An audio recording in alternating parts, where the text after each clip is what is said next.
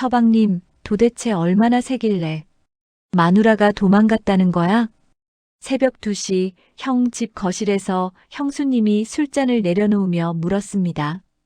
형한테 3년째 손 한 번 못 잡아본 47살 형수님이 술에 취해 내 눈을 똑바로 쳐다보고 있었어요. 전처가 당신 정력은 도저히 감당 못하겠다며 도망간 이후 저도 2년째 여자를 못 만나고 있거든요. 그 속사정을 털어놓았더니 형수님이 갑자기 제 무릎에 손을 올렸습니다. 나는 감당할 수 있을 것 같은데 그 순간 심장이 터질 것 같았습니다. 형수님의 눈빛은 진지했고 손길은 점점 위로 올라오고 있었어요. 35살 시동생과 47살 형수. 그날 밤 우리는 돌이킬 수 없는 선을 넘었습니다. 이야기 시작 전 구독과 좋아요 부탁드립니다. 제 이름은 강준혁. 올해 65입니다. 오늘 아내랑 같이 이사짐을 정리하고 있었어요. 30년 넘게 살던 부산 집을 떠나 작은 아파트로 옮기는 중이거든요. 이 나이에 이사라니 쉽지 않더라고요. 옷장 깊숙한 곳에서 낡은 상자 하나가 나왔습니다. 먼지가 수북이 쌓여 있었어요. 열어보니까 옛날 사진들이 가득했죠. 77살이 된 아내가 다가와서 상자를 들여다봤습니다. 허리도 많이 굽고 흰머리도 성성하지만 제 눈에는 여전히 예쁘더라고요. 빛바랜 사진 속에는 젊은 남녀가 바닷가에서 웃고 있었어요. 35살의 저와 47살의 아내. 아무것도 없이 서울에서 도망치듯 내려와서 해운대 모래사장에서 찍은 사진이었죠. 아내가 사진을 쓰다듬으며 그때 우리 진짜 아무것도 없었다고 중얼거렸습니다. 원룸 보증금 300만 원이 전부였다면서요. 저도 따라 웃었어요. 근데 웃음 뒤에 묵직한 게 올라오더라고요. 사진을 한 장씩 넘기는데 그 시절 기억들이 파도처럼 밀려왔습니다. 우리가 어떻게 여기까지 왔는지, 얼마나 많은 걸 잃었는지, 그리고 그럼에도 왜 서로를 놓지 않았는지. 아내의 손을 잡았습니다. 주름투성이지만 여전히 따뜻한 손이었어요. 그 손을 처음 잡았던 날이 떠올랐습니다. 35살, 제 인생이 완전히 뒤집어졌던 그의 봄으로요. 그때 저는 서울에 있는 중소기업에서 과장으로 일하고 있었어요. 나이 35의 과장이면 평범한 편이었죠. 딱히 잘나지도 못나지도 않은 그런 인생이었습니다. 문제는 결혼 생활이었어요. 저는 그때 이미 이혼한 상태였거든요. 3년 전에 결혼했다가 1년 만에 깨졌죠. 이유가 좀 부끄러운데 제가 너무 세서 그랬습니다. 밤마다 아내를 원했어요. 하루도 빠짐없이요. 신혼 초에는 아내도 좋아했는데 시간이 지나니까 점점 지쳐하더라고요. 일주일에 서너 번도 힘들다고 했죠. 저는 솔직히 이해가 안 됐어요. 부부 사이에 당연한 거 아닌가 싶었거든요. 결국 아내가 먼저 손을 들었습니다. 더 이상 못하겠다고, 당신이랑 있으면 몸이 망가질 것 같다고 했어요. 그렇게 이혼장에 도장을 찍었습니다. 제가 뭘 잘못한 건지도 모른 채로요. 이혼 후 2년 동안 여자를 안 만났어요. 만나봤자 결과는 뻔하다고 생각했거든요. 저 같은 사람은 평생 혼자 살아야 하나 싶었죠. 그러던 어느 날 형한테서 전화가 왔습니다. 형은 저보다 7살 위인 42이었는데 급하게 볼 일이 있다면서 내일 저녁에 나오라고 하더라고요. 목소리가 심상치 않았어요. 떨리는 것 같기도 하고 들뜬 것 같기도 하고요. 다음 날 저녁 강남역 근처 술집에서 형을 만났습니다. 얼굴이 많이 야위어 있었는데 눈빛은 이상하게 반짝거렸어요. 뭔가 심상치 않다는 걸 바로 느꼈죠. 형이 소주를 한 잔 털어넣더니 대뜸 말했습니다. 준혁아, 나 집 나갈 거야. 다른 여자 생겼어. 순간 귀를 의심했어요. 형은 제가 아는 사람 중에 가장 모범적인 가장이었거든요. 결혼한 지 15년 됐고 형수님이랑 사이도 좋은 줄 알았습니다. 조카 민재도 벌써 중학생이 됐고요. 장난이겠거니 했는데 형 표정이 너무 진지했어요. 진짜였습니다. 상대가 누구냐고 물었더니 회사 후배라고 했어요. 28이고 만난 지 1년 됐다더군요.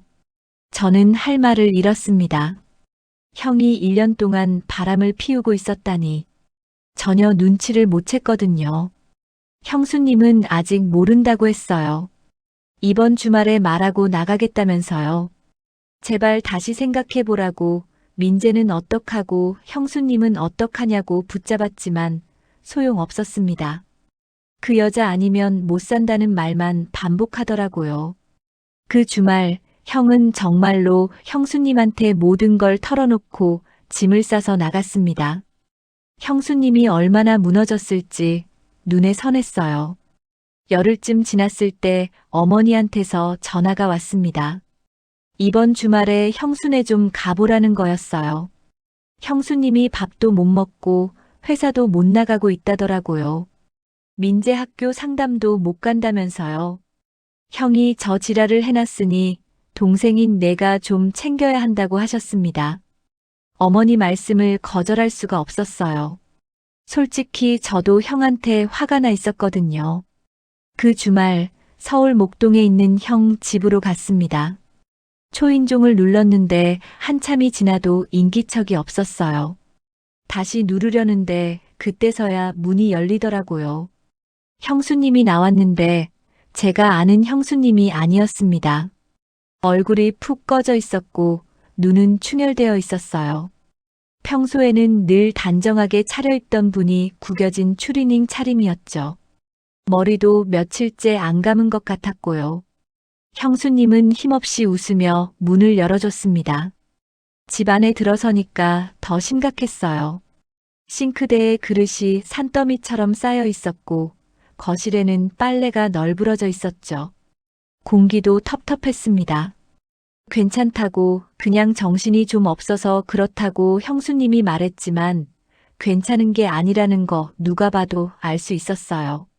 저는 겉옷을 벗고 소매를 걷어붙였습니다.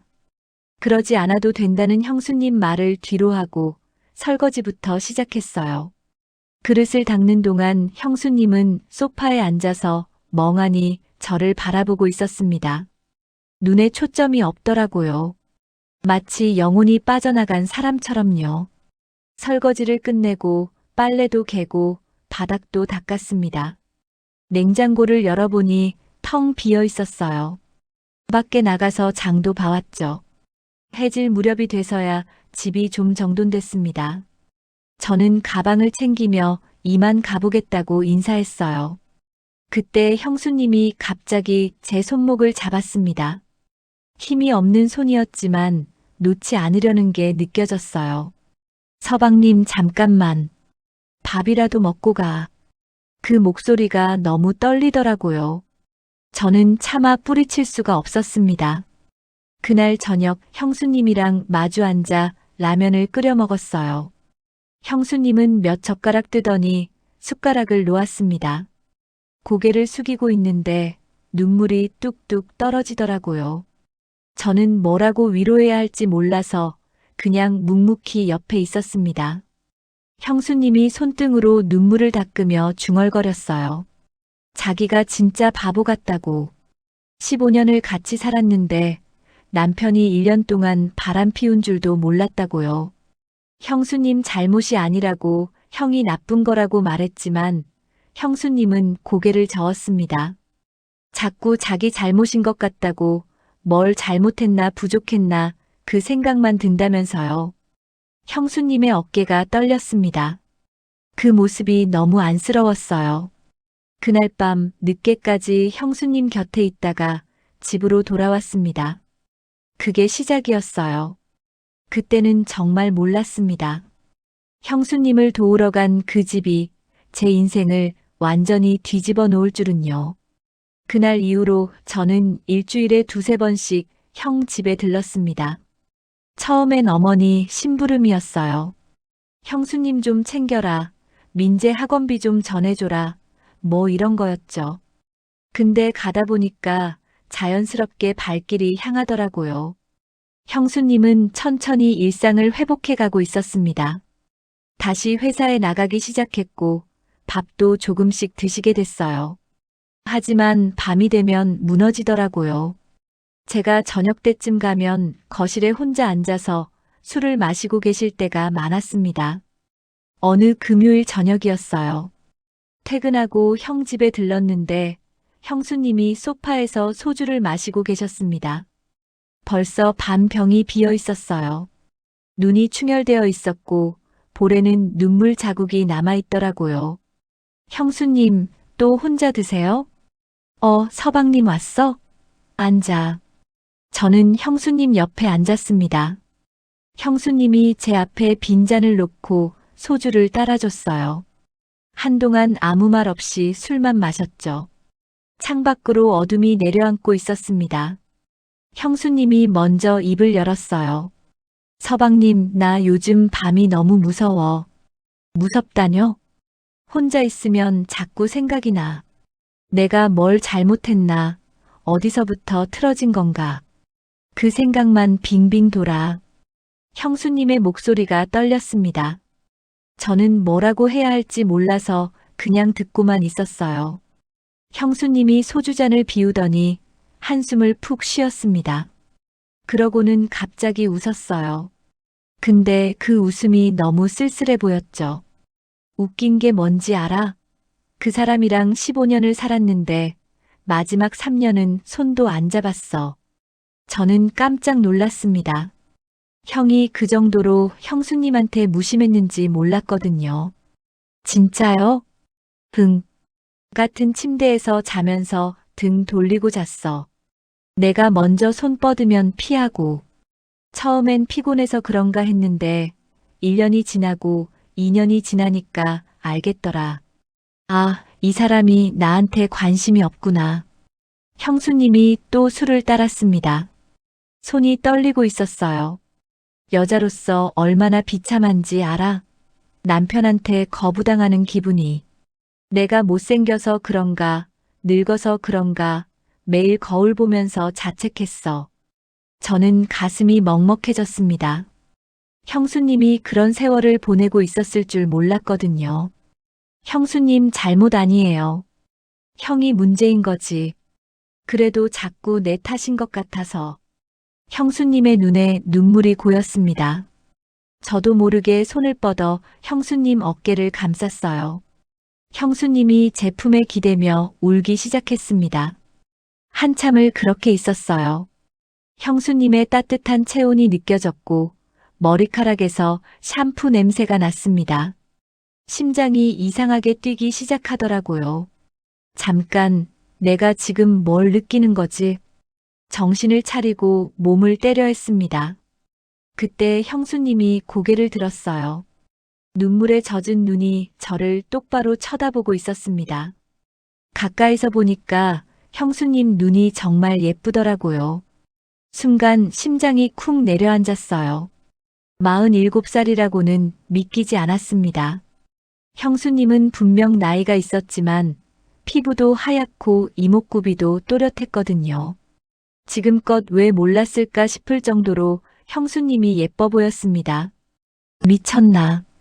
형수님인데. 저는 황급히 몸을 일으켰어요. 저 화장실 좀 다녀올게요. 화장실에 들어가서 세면대에 찬물을 받아 얼굴을 씻었습니다. 거울을 보니까 제 얼굴이 빨개져 있더라고요. 정신 차려, 강준혁. 형수님이야. 형 아내라고. 스스로를 다잡으려 했지만 마음대로 되지 않았어요. 자꾸만 형수님 얼굴이 떠올랐습니다. 그날 밤 집에 돌아와서 잠을 설쳤습니다. 눈만 감으면 형수님 모습이 아른거렸거든요. 울먹이던 표정, 제품에 기대던 따뜻한 체온, 가까이서 본 그 예쁜 눈. 안 돼. 이러면 안 돼. 머리로는 알았어요. 이건 절대 가지면 안 되는 감정이라는 거. 근데 마음이 말을 안 듣더라고요. 다음 주에도 그 다음 주에도 저는 형 집에 갔습니다. 형수님을 보고 싶어서요. 그때는 인정하기 싫었지만 지금 생각해보면 이미 그때부터였어요. 형수님의 눈물을 닦아주다가 저는 처음으로 그녀를 여자로 의식하기 시작했던 겁니다. 한 달이 지났습니다. 저는 이제 거의 매일 형 집에 들르게 됐어요. 퇴근하고 나면 발길이 자연스럽게 그쪽으로 향하더라고요. 집에 가봤자 혼자 라면 끓여 먹는 게 전부였으니까 그게 핑계가 됐습니다. 형수님도 저를 반겨줬어요. 제가 오면 밥도 차려주고 같이 저녁 먹고 TV도 같이 봤습니다. 민재는 학원에 가 있거나 친구 집에 가 있을 때가 많아서 우리 둘만 있는 시간이 꽤 됐죠. 형수님은 눈에 띄게 좋아지고 있었습니다. 다시 화장도 하기 시작했고 옷도 챙겨 입더라고요. 웃는 일도 많아졌어요. 저랑 같이 있을 때 특히 많이 웃었습니다. 그러다 보니 이상한 착각이 들기 시작했어요. 마치 우리가 부부 같다는 생각이요. 퇴근하고 집에 오면 아내가 반겨주고 같이 밥 먹고 소파에 나란히 앉아 TV 보고 그게 너무 자연스러웠거든요. 위험한 생각이야. 머리로는 알았습니다. 근데 멈출 수가 없었어요. 어느 토요일 저녁이었습니다. 민재가 친구네 집에서 자고 온다고 해서 형수님이랑 단둘이 있게 됐어요. 형수님이 삼겹살을 구워줬습니다. 소주도 한 병 땄고요. 거실 바닥에 신문지 깔고 앉아서 고기를 구워 먹었어요. 창문 밖으로 늦은 봄바람이 불어오고 있었습니다. 분위기가 묘하게 좋았어요. 소주가 2병째로 접어들었을 때 형수님이 갑자기 물었습니다. 서방님, 근데 왜 이혼했어? 갑작스러운 질문에 젓가락이 멈췄어요. 갑자기요? 궁금했어. 서방님처럼 잘생기고 착한 사람이 왜 혼자 사나 싶어서. 형수님이 제 눈을 똑바로 쳐다봤습니다. 술기운 때문인지 눈빛이 촉촉하게 빛나고 있었어요. 사실 그동안 아무한테도 말 안 했습니다. 이혼 사유가 너무 창피했거든요. 근데 그날따라 술도 좀 취했고 형수님한테는 솔직해지고 싶다는 생각이 들었어요. 솔직히 말하면 좀 부끄러운 이유예요. 뭔데?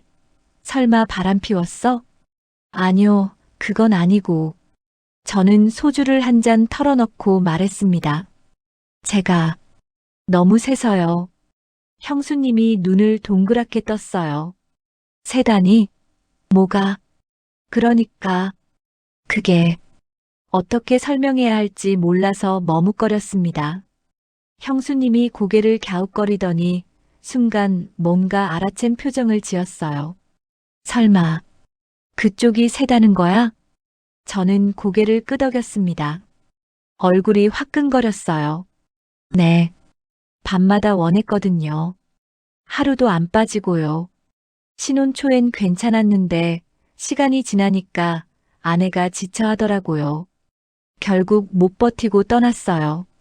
형수님은 한동안 아무 말 없이 저를 쳐다봤습니다.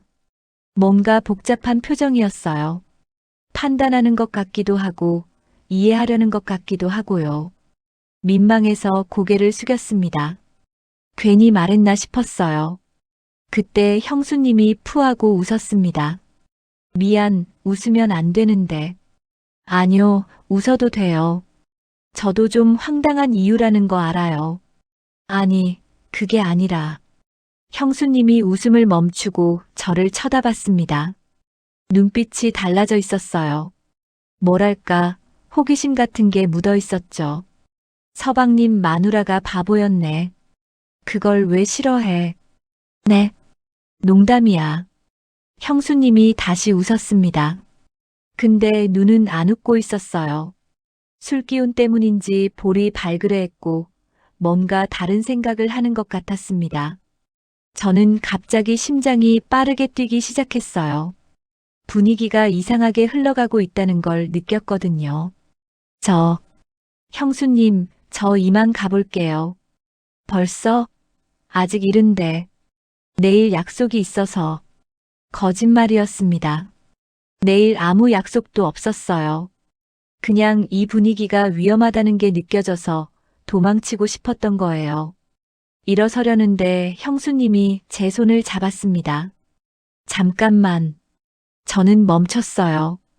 형수님이 천천히 고개를 들었습니다. 그 눈빛을 보는 순간 숨이 멎는 것 같았어요. 서방님, 그거 대체 얼마나 센 건데? 심장이 쿵쾅거렸습니다. 형수님의 손이 제 손목을 감싸고 있었어요. 따뜻하고 부드러운 손이었습니다. 대답을 못하고 굳어 있는데 형수님이 천천히 일어섰습니다. 그러더니 제 앞에 바짝 다가왔어요. 술 냄새와 함께 향수 냄새가 코끝을 스쳤습니다. 나 3년 동안 남편한테 손 한 번 못 잡아봤어. 형수님의 목소리가 떨리고 있었습니다. 여자로 취급받은 적이 없어. 3년이나. 저는 아무 말도 할 수 없었어요. 형수님의 눈에 눈물이 그렁그렁 맺혀 있었거든요. 서방님은 매일 원한다며? 그 순간 제 안에서 뭔가 끊어지는 소리가 났습니다. 형수님의 눈이 제 눈을 똑바로 바라보고 있었습니다. 3년 동안 남편한테 여자 취급 못 받았다는 말이 머릿속에서 맴돌았어요. 저도 2년 동안 여자를 못 만났고요. 서로가 얼마나 외로웠는지, 얼마나 갈급했는지 말 안 해도 알 것 같았습니다. 형수님이 한 발짝 더 다가왔어요. 이제 손만 뻗으면 닿을 거리였습니다. 심장이 미친 듯이 뛰었어요. 안 돼. 이러면 안 돼. 머리로는 그렇게 외쳤습니다. 형수님이야. 형 아내라고. 이건 절대 해서는 안 되는 거라고. 근데 몸이 말을 안 들었어요. 형수님이 제 가슴에 손을 얹었습니다. 심장 박동이 손바닥으로 전해졌을 거예요. 그 정도로 세게 뛰고 있었거든요. 서방님, 심장 소리 들려. 형수님이 속삭였습니다. 목소리가 떨리고 있었어요. 저도 모르게 형수님의 허리에 손을 올렸습니다. 가늘고 따뜻했어요. 형수님이 숨을 크게 들이쉬더니 제 품으로 파고들었습니다. 그 순간 이성의 끈이 끊어졌어요. 형수님의 입술이 제 입술에 닿았습니다. 처음엔 조심스러웠어요. 서로 떨리고 있었거든요. 근데 점점 깊어졌습니다. 숨이 가빠지고 몸이 뜨거워지고 서로를 더 세게 끌어안게 됐어요. 형수님을 안아 올려서 침실로 갔습니다. 침대에 눕히는 순간 형수님이 제 눈을 올려다봤어요. 두려움과 기대가 섞인 눈빛이었습니다. 서방님, 우리 이러면 안 되는 거 알지? 알아요. 근데 왜 안 멈춰? 못 멈추겠어요. 형수님이 제 목을 감싸 안았습니다. 그게 대답이었어요. 옷이 하나씩 벗겨졌습니다. 형수님의 피부가 드러날 때마다 심장이 터질 것 같았어요. 47살이라고는 믿기지 않았습니다. 하얗고 부드러웠거든요. 형수님의 손이 떨리고 있었어요. 저도 마찬가지였습니다. 서로가 서로를 원한다는 걸 알면서도 이게 얼마나 큰 잘못인지도 알고 있었으니까요. 천천히 해도 돼? 제가 물었습니다. 형수님이 고개를 끄덕였어요. 천천히 시작했습니다. 형수님이 처음엔 긴장한 것 같았어요. 근데 시간이 지나면서 점점 몸이 풀리더라고요. 제 이름을 부르기 시작했습니다. 준혁 씨, 준혁 씨. 그 목소리가 귓가에 맴돌았어요. 얼마나 시간이 지났는지 모르겠습니다. 정신을 차려보니 새벽 3시가 넘어 있었어요. 형수님이 제 품에 안겨 있었습니다. 땀에 젖은 머리카락이 이마에 붙어 있었고 숨소리가 고르게 들렸어요. 잠든 것 같았습니다. 저는 천장을 바라보며 멍하니 누워 있었어요. 방금 무슨 일이 일어난 건지 실감이 안 났습니다. 형수님이랑 잤다고? 형 아내랑? 이게 현실인가 싶었어요. 죄책감이 밀려왔습니다. 형한테, 부모님한테, 조카 민재한테. 이 사실이 알려지면 어떻게 되는 거지? 생각만 해도 아찔했어요. 근데 동시에 다른 감정도 있었습니다. 충족감이요. 2년 동안 혼자 살면서 느꼈던 외로움, 결핍감, 그게 한 번에 채워지는 기분이었어요. 형수님도 마찬가지였을 거예요. 3년 동안 남편한테 거부당하면서 얼마나 힘들었을까. 형수님이 잠결에 뒤척이더니 제 가슴에 얼굴을 묻었습니다. 따뜻한 숨결이 느껴졌어요. 이제 어떡하지? 돌이킬 수 없다는 걸 알았습니다. 오늘 밤 일어난 일은 없었던 걸로 할 수 없어요. 형수님을 보는 눈이 완전히 달라져 버렸으니까요. 그리고 솔직히 말하면 저는 이미 더 원하고 있었습니다. 한 번으로 끝낼 수 있을 거라고. 그건 거짓말이에요. 2년 동안 굶주렸던 제가 이렇게 달콤한 걸 맛보고 어떻게 멈출 수 있겠어요. 형수님이 눈을 떴습니다. 저를 올려다보며 작게 웃었어요. 그 웃음이 너무 예뻤습니다. 후회해? 형수님이 물었어요. 아니요. 나도. 형수님이 다시 눈을 감았습니다. 제 품에 더 깊이 파고들면서요.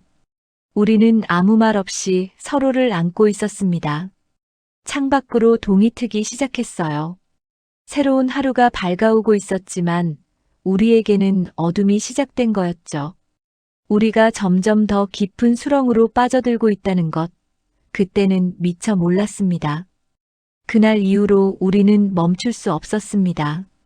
일주일에 두세 번씩 만났어요.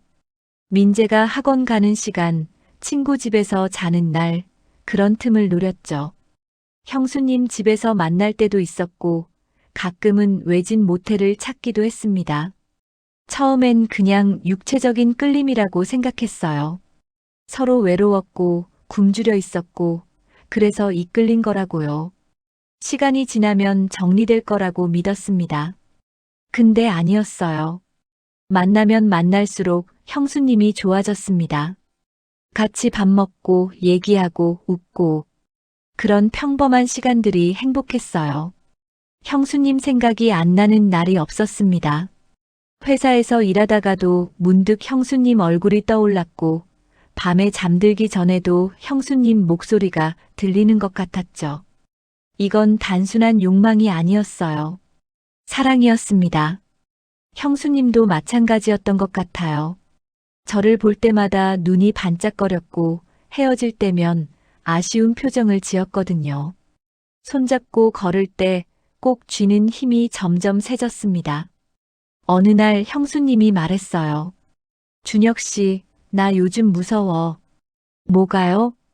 이렇게 행복해도 되나 싶어서. 들키면 끝장인데 그래도 멈출 수가 없어. 저도 같은 마음이었습니다. 이게 얼마나 위험한 일인지 알면서도 형수님을 놓을 수가 없었어요. 하지만 비밀은 영원할 수 없었습니다.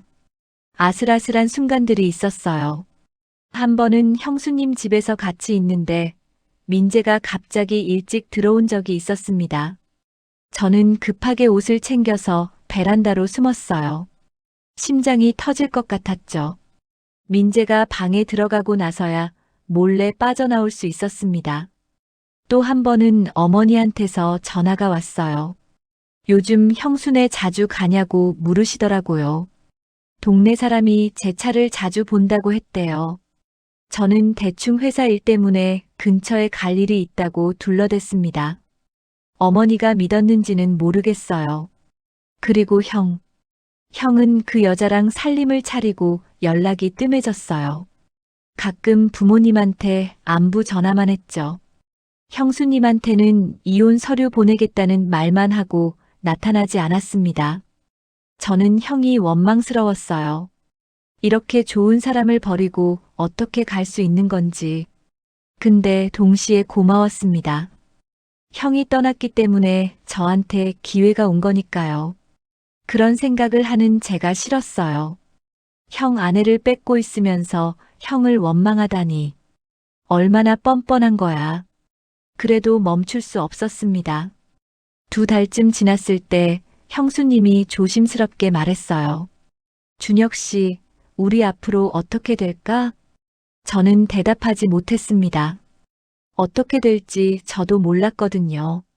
형이 이혼 서류를 보내면 형수님은 자유가 되긴 해요. 근데 그렇다고 저랑 당당하게 사귈 수 있을까요? 형수님과 시동생이 사귄다. 가족들이 알면 난리가 날 게 뻔했습니다. 그때까지만 해도 저는 이게 영원히 비밀로 남을 수 있을 거라고 착각했어요. 그날은 금요일 밤이었습니다. 민재가 수학여행을 갔어요. 2박 3일이라서 형수님이랑 편하게 있을 수 있었죠. 저녁 먹고 영화도 보고 오랜만에 여유로운 시간을 보냈습니다. 밤 11시쯤 형수님 집에서 나왔어요. 다음 날 아침 일찍 출근해야 해서 집에서 자려고 했거든요. 형수님이 현관까지 배웅해줬습니다. 가볍게 입술을 맞추고 돌아섰어요.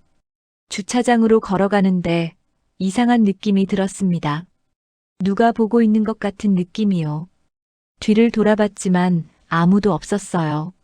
차에 타서 시동을 걸었습니다. 그때 백미러에 뭔가 보였어요. 건물 모퉁이에 사람이 서 있었습니다. 어둠 속이라 얼굴은 안 보였지만 체형이 낯익었어요. 형이었습니다. 심장이 얼어붙었습니다. 형이 왜 여기 있지? 설마 우리를 본 건가? 형의 시선과 눈이 마주쳤어요. 백미러 너머로도 그 눈빛이 느껴졌습니다. 분노와 배신감으로 가득 찬 눈. 저는 그대로 굳어버렸습니다. 아무 생각도 나지 않았어요. 다음 날 아침 형한테서 문자가 왔습니다.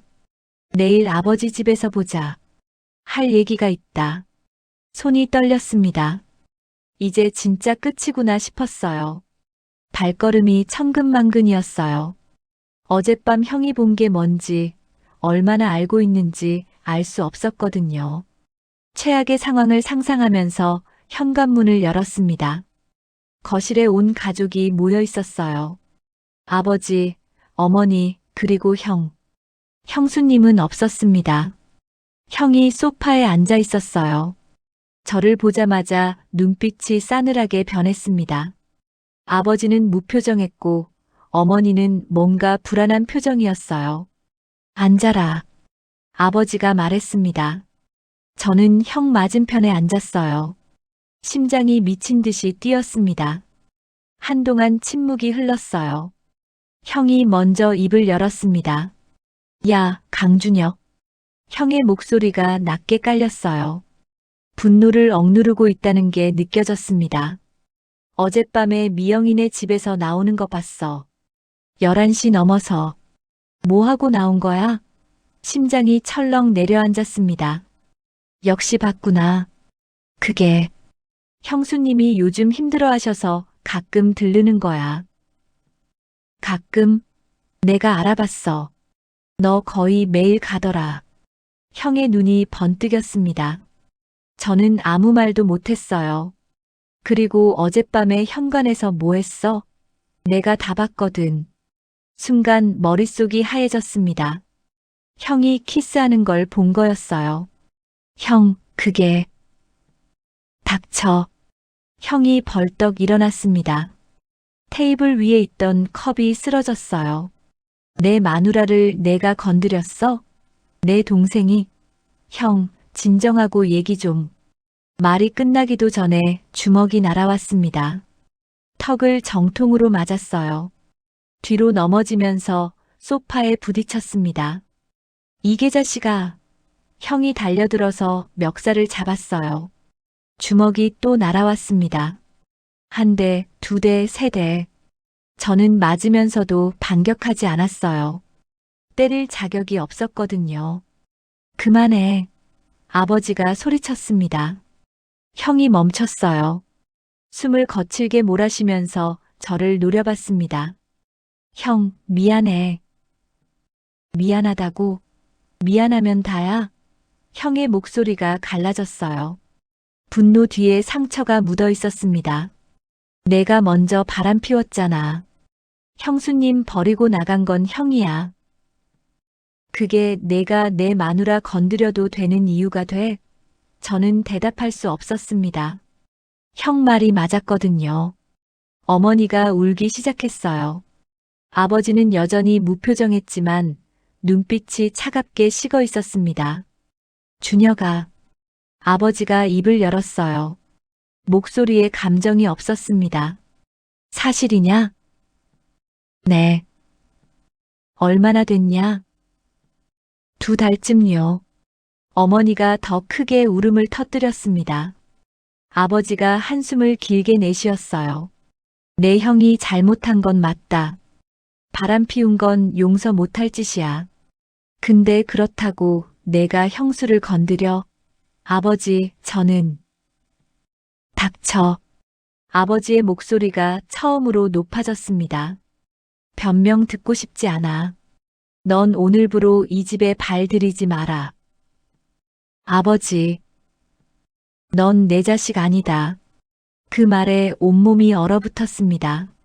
아버지가 저를 쳐다보지도 않고 말했어요. 나가. 저는 비틀거리며 일어났습니다. 어머니가 울면서 제 이름을 불렀지만 아버지가 막았어요. 형은 여전히 분노에 찬 눈으로 저를 노려보고 있었습니다. 현관문을 열고 나왔어요. 뒤에서 문이 쾅 닫히는 소리가 들렸습니다. 다리에 힘이 풀려서 계단에 주저앉았어요. 입술이 터져서 피가 흘렀지만 신경 쓸 여유가 없었습니다. 끝났구나. 가족을 잃었습니다. 형도 부모님도 이제 다 잃은 거예요. 한참을 그렇게 앉아 있었어요. 해가 지고 어둠이 내려앉았습니다. 휴대폰이 울렸어요. 형수님이었습니다.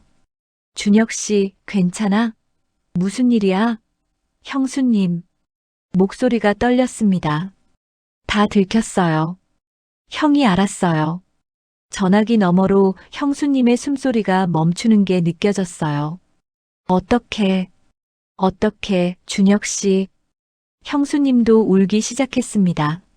저는 전화기를 꽉 쥐고 말했어요. 형수님, 저 지금 갈게요. 모든 걸 잃었습니다. 하지만 형수님 손을 놓을 수가 없었어요. 형수님이 현관문을 열자마자 제 얼굴을 보고 울음을 터뜨렸어요. 입술이 터지고 볼이 부어 있었거든요. 형수님이 떨리는 손으로 제 얼굴을 감쌌습니다. 이게 다 나 때문이야. 미안해, 준혁 씨. 형수님 잘못 아니에요. 저도 원했으니까. 우리는 거실에 앉아서 밤새 얘기했어요. 앞으로 어떻게 할지, 어떻게 살아야 할지. 결론은 하나였습니다. 여기서는 못 산다는 거요. 소문이 퍼지기 시작했어요. 형이 친척들한테 다 말한 것 같았습니다. 삼촌한테서, 고모한테서 전화가 왔어요. 욕을 하거나 한심하다고 하거나. 저는 그냥 듣고만 있었습니다. 할 말이 없었거든요. 형수님도 마찬가지였어요. 시댁 식구들한테서 연락이 빗발쳤죠. 어떻게 시동생이랑 그럴 수 있냐고, 창피한 줄 알라고. 형수님은 전화 받을 때마다 울었습니다. 동네에서도 수군거림이 시작됐어요. 형수님이 마트에 갔다가 아는 사람을 만났는데 대놓고 손가락질을 하더래요. 민재 학교에도 소문이 돌았습니다. 민재가 학교에서 놀림을 당하고 왔어요. 일주일 만에 우리 세계가 무너졌습니다. 어느 날 밤 형수님이 말했어요. 준혁 씨, 우리 여기서 떠나자. 떠나요? 응. 아무도 모르는 곳에서 새로 시작하자. 저는 형수님의 손을 잡았습니다. 손이 차갑게 식어 있었어요. 어디로 갈까요? 부산 어때? 거기 아는 사람 없잖아. 저는 고개를 끄덕였습니다. 더 이상 생각할 것도 없었어요. 여기 있으면 둘 다 망가질 게 뻔했으니까요. 민재는 형한테 보내기로 했습니다. 형수님이 가장 힘들어한 결정이었어요. 밤새 울었죠. 하지만 민재를 데리고 가면 민재 인생까지 망칠 것 같았대요. 학교도 옮겨야 하고 새로운 환경에 적응해야 하고 무엇보다 엄마와 삼촌이 그런 사이라는 걸 알고 잘하는 게 싫었던 거예요. 민재한테 설명하는 건 형수님 몫이었습니다. 뭐라고 했는지는 모르겠어요. 형수님이 말 안 했고 저도 묻지 않았거든요. 다만 그날 밤 형수님이 한참을 울었다는 것만 알아요. 2주 뒤 우리는 서울을 떠났습니다. 짐이라고는 캐리어 2개가 전부였어요. 형수님이 모아둔 돈 800만 원, 제가 가진 돈 500만 원. 합쳐서 1,300만 원이 전 재산이었습니다. 부산행 KTX에 올랐을 때 형수님이 창밖을 보며 눈물을 흘렸어요. 저는 아무 말 없이 손만 잡아줬습니다. 위로의 말 따위는 필요 없었어요. 우리 둘 다 알고 있었거든요. 이게 얼마나 힘든 길인지. 부산역에 내렸을 때 비가 내리고 있었습니다. 우산도 없이 비를 맞으며 걸었어요. 부동산을 여러 군데 돌아다녔습니다. 싼 원룸을 찾았죠. 해운대 근처 오래된 빌라 옥탑방이었어요. 보증금 300만 원에 월세 35만 원. 곰팡이 냄새가 났지만 불평할 처지가 아니었습니다. 첫날 밤 텅 빈 방에 이불 하나 깔고 누웠어요. 천장에 물 얼룩이 져 있었습니다. 창문으로 빗소리가 들려왔고요. 형수님이 제 품에 안기며 말했어요. 우리 잘할 수 있을까? 해야죠. 다른 선택지가 없으니까. 무섭지 않아? 무섭죠. 근데 형수님이랑 갇히면 버틸 수 있을 것 같아요. 형수님이 제 가슴에 얼굴을 묻었습니다. 따뜻한 눈물이 스며드는 게 느껴졌어요. 다음 날부터 일자리를 찾아다녔습니다. 저는 공장에 취직했어요. 사상공단에 있는 자동차 부품 공장이었습니다. 하루 12시간씩 서서 일했죠. 손이 부르트고 허리가 끊어질 것 같았지만 불평할 수 없었어요. 돈을 벌어야 했으니까요. 형수님은 횟집에서 일했습니다. 홀서빙이었어요. 밤늦게까지 일하고 새벽에 들어왔죠. 손님들한테 치이고 사장한테 시달리면서도 내색 안 했습니다. 저한테 걱정 끼치기 싫었던 거예요. 그렇게 1년이 지났습니다. 우리는 악착같이 돈을 모았어요. 밥은 집에서 해먹고 외식은 한 달에 한 번도 안 했습니다. 옷도 안 사고 놀러도 안 갔어요. 오로지 돈만 모았습니다. 힘들었지만 행복했어요. 퇴근하고 집에 오면 형수님이 밥을 차려놓고 기다렸거든요. 같이 밥 먹고 이런저런 얘기하고 좁은 방에서 TV 보다가 잠들고 평범한 일상이 얼마나 소중한 건지 그때 알았습니다. 2년 차에 접어들었을 때 저는 형수님한테 프로포즈했어요. 해운대 바닷가에서였습니다. 노을이 지는 시간이었죠. 준비한 반지는 50만 원짜리 은반지였어요. 비싼 건 못 사줬지만 마음은 진심이었습니다. 미영 씨, 저랑 결혼해 주세요. 형수님이 울었어요. 한참을 울다가 고개를 끄덕였습니다. 3년 차 봄 우리는 결혼했습니다. 하객은 10명도 안 됐어요. 부산에서 새로 사귄 사람들 몇 명이 전부였죠. 가족은 아무도 안 왔습니다. 작은 식당에서 국수 대접하고 끝낸 초라한 결혼식이었어요. 하지만 저는 그날이 제 인생에서 가장 행복한 날이었습니다. 결혼하고 나서 목표가 생겼어요. 우리만의 가게를 여는 거였습니다. 더 이상 남 밑에서 일하기 싫었거든요. 5년 동안 모은 돈으로 작은 카페를 열었습니다. 광안리 근처 골목에 있는 10평짜리 가게였어요. 아내가 직접 케이크를 만들고 저는 커피를 내렸습니다. 처음엔 손님이 별로 없었어요. 하루 매출이 5만 원도 안 되는 날도 있었죠. 그래도 포기 안 했습니다. 메뉴를 바꾸고 인테리어를 고치고 입소문을 내려고 노력했어요. 1년이 지나자 단골이 생기기 시작했습니다. 2년이 지나자 제법 자리를 잡았어요. 넉넉하진 않았지만 먹고 살 만큼은 벌었습니다. 부산에 온 지 7년째 되던 해, 저는 42이 됐고 아내는 54이 됐습니다.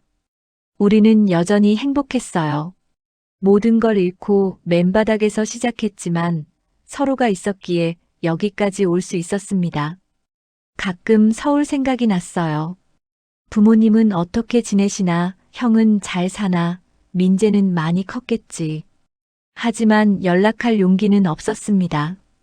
제가 먼저 손 내밀 자격이 없다고 생각했거든요. 그렇게 세월이 흘렀습니다. 우리가 다시 과거와 마주하게 될 줄은 그때는 몰랐어요. 저는 55이 됐고 아내는 67이 됐어요. 카페는 10년 전에 정리했습니다. 나이가 드니까 하루 종일 서 있는 게 힘들더라고요. 그 돈으로 작은 아파트를 샀어요. 광안리가 보이는 15평짜리 집이었습니다. 평범한 노후를 보내고 있었어요. 아침에 일어나면 같이 산책하고, 시장에서 장 보고, 집에서 밥 해 먹고, 특별할 것 없는 일상이었지만 행복했습니다. 그러던 어느 날 뜻밖의 전화가 왔어요. 형이었습니다. 20년 만이었어요. 휴대폰에 뜬 이름을 보고 한참을 멍하니 있었습니다. 받아야 하나 말아야 하나 망설이다가 결국 통화 버튼을 눌렀어요. 여보세요. 준혁이냐? 형의 목소리가 많이 늙어 있었습니다. 20년이라는 세월이 느껴졌어요. 형. 오랜만이야. 한동안 침묵이 흘렀습니다. 뭐라고 해야 할지 서로 모르는 것 같았어요. 형이 먼저 입을 열었습니다. 아버지 돌아가셨어. 심장이 철렁 내려앉았어요. 아버지. 20년 동안 연락 한 번 못 드린 아버지. 언제? 그저께. 장례식 내일이야. 올 수 있어? 저는 대답을 못했습니다. 목이 막혀서요. 형이 다시 말했어요. 와라. 아버지도 그걸 원하셨을 거야. 전화가 끊어지고 나서 한참을 울었습니다. 아내가 달려와서 무슨 일이냐고 물었어요. 저는 아내를 끌어안고 말했습니다. 아버지 돌아가셨대. 내일 장례식이야. 아내도 울었어요. 우리는 한참을 그렇게 부둥켜 안고 울었습니다. 다음 날 서울로 올라갔습니다. 20년 만에 밟는 서울 땅이었어요. 많이 변해 있었습니다. 근데 그런 건 눈에 안 들어왔어요. 장례식장으로 가는 발걸음이 무거웠거든요. 장례식장에 들어서니까 친척들이 보였습니다. 저를 보자마자 수군거리기 시작했어요. 20년 전이나 지금이나 똑같았죠. 근데 이제는 신경 안 쓰기로 했습니다. 영정 사진 앞에 섰어요. 아버지가 웃고 계셨습니다. 온화한 미소였어요. 마지막으로 봤을 때 그 차가운 눈빛이 아니었습니다. 아버지, 불효자 왔습니다. 무릎을 꿇고 절을 올렸어요. 눈물이 멈추지 않았습니다. 한참을 그렇게 있는데 누가 제 어깨를 툭 쳤어요. 돌아보니 형이었습니다. 형도 많이 늙어 있었어요. 머리가 하얗게 샜고 얼굴에 주름이 가득했습니다. 형이 밖으로 나가자고 고개를 끄덕였어요. 저는 형을 따라 장례식장 밖으로 나갔습니다. 옥상이었어요. 바람이 차갑게 불었습니다. 한동안 아무 말 없이 서 있었어요. 형이 먼저 입을 열었습니다. 아버지가 돌아가시기 전에 그러셨어. 준혁이 보고 싶다고. 가슴이 미어졌습니다. 연락처를 몰라서 못 부른 거야. 미영이가 준혁이 연락처 알더라. 미영. 아내 이름이었어요. 형 입에서 아내 이름이 나오니까 이상한 기분이 들었습니다. 형 나. 됐어. 형이 손을 들어 제 말을 막았어요. 20년이나 지났잖아. 아직도 그때 일 붙잡고 있을 나이가 아니야. 형이 한숨을 쉬었습니다. 그러더니 작게 웃었어요. 솔직히 말하면 나도 잘못한 거 알아. 바람 피우고 집 나간 게 나였으니까. 미영이한테 먼저 잘못한 건 나야. 저는 아무 말도 할 수 없었습니다. 그때는 분노 때문에 앞이 안 보였어. 내 동생이 내 마누라를 건드렸다는 것밖에 생각이 안 났거든. 근데 시간이 지나니까 다르게 보이더라. 형이 하늘을 올려다봤어요. 미영이는 행복해? 응, 행복해. 그럼 됐어. 형이 제 어깨를 툭 쳤습니다. 20년 전에 주먹을 날리던 그 손이었어요. 근데 지금은 따뜻하게 느껴졌습니다. 앞으로 가끔 연락해. 어머니도 보고 싶어 하셔. 저는 고개를 끄덕였어요. 눈물이 또 흘렀습니다. 장례식이 끝나고 서울을 떠나기 전 어머니를 뵈었습니다. 어머니는 저를 보자마자 울으셨어요. 아무 말씀 안 하시고 그냥 안아주셨습니다. 그 품이 얼마나 따뜻했는지 몰라요. 그로부터 10년이 더 지났습니다. 오늘 아내랑 이사짐을 정리하다가 옛날 사진을 발견했어요. 35살의 저와 47살의 아내. 해운대 모래사장에서 찍은 사진이었습니다. 아내가 물었어요. 여보, 후회해? 뭘요? 나 때문에 가족 다 잃고 고생하고. 후회 안 해?